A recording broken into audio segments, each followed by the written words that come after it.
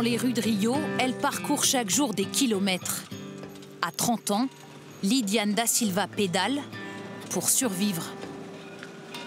Sa carriole, c'est son outil de travail. Elle vend boissons et cigarettes. Jusqu'à 100 € les bonnes semaines. C'est lourd, mais c'est ça ma vie.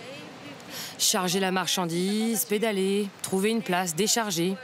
Dans la rue toute la journée, c'est comme ça. Lidiane a été salariée, puis employée de maison avant de connaître le chômage. Travailler dans la rue, la seule solution selon elle pour payer ses factures. Mais ce soir, c'est mal parti. La police veut la chasser de la place. Ils auraient pu me confisquer ma marchandise, ça m'est déjà arrivé. Là, tu perds tout l'argent investi dans les boissons et tu rentres chez toi sans un sou. Le problème quand on fait un travail informel comme moi, c'est qu'il n'y a aucune loi pour me protéger. Cette mère de 2 enfants fait désormais partie des invisibles. Vous aussi, ils vous ont chassé? Ces travailleurs illégaux, non déclarés, poussés à la rue par la crise. Désormais, près de la moitié de la population active au Brésil. Ceux qui continuent à chercher un emploi viennent grossir ces files d'attente monstres. Trop de demandeurs, pas assez d'offres. En 4 ans, le nombre de chômeurs a triplé au Brésil. La pauvreté s'aggrave. Dans un pays qui longtemps affichait pourtant une croissance à 2 chiffres. C'était les années fastes, les années Lula.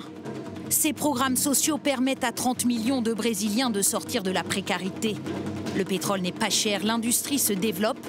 Parmi les pays émergents, le géant aux 200 millions d'habitants fait figure de modèle. Que reste-t-il aujourd'hui du miracle économique brésilien?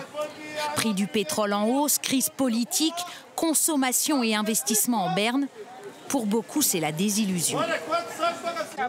C'est dur. Les prix augmentent, mais mon salaire, lui, n'a pas bougé. Quand Lula était au pouvoir, nous, les pauvres, on croyait à ce miracle. Mais après, avec cette corruption généralisée, on a perdu confiance. C'est fini.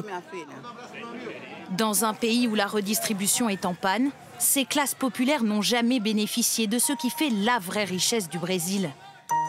Son agriculture. Maïs, canne à sucre et surtout soja. Le Brésil est le grenier de la planète.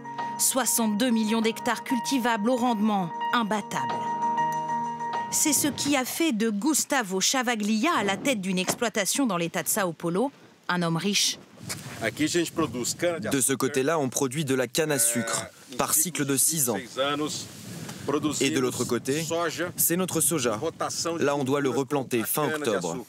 Un soja OGM dont le Brésil est désormais le premier exportateur au monde.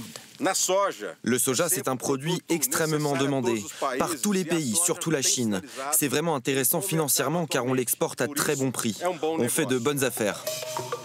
Revenus confortables pour les producteurs, une manne financière pour l'État.